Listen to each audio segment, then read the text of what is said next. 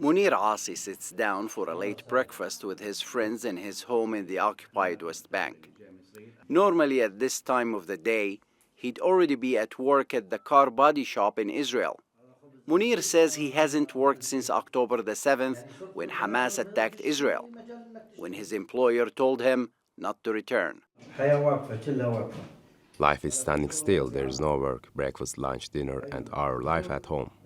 Munir worked for 18 years at a car body repair shop.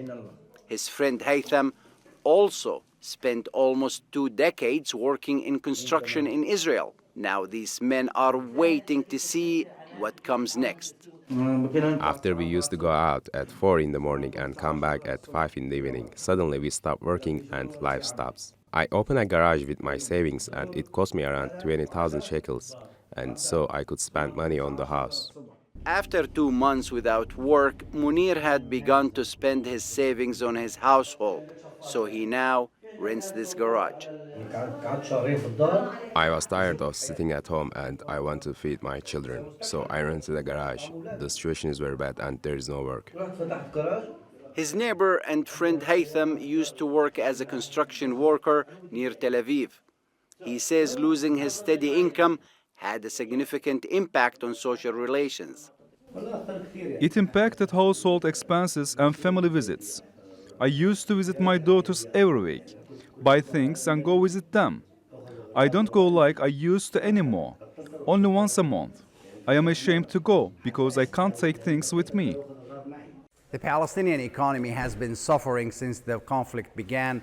Nearly 25% of the occupied West Bank workforce generated 17% of Palestinian national income through jobs in Israel before the war. That's about 160,000 Palestinians working inside Israel, generating billions of dollars a year.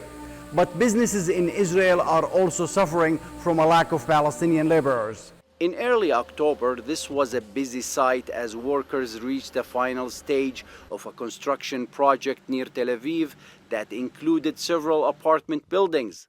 Asaf Adiv says blocking Palestinian entry has put a halt on many projects like this. These 80,000 workers were prevented from entering. This created halt on the construction business in Israel.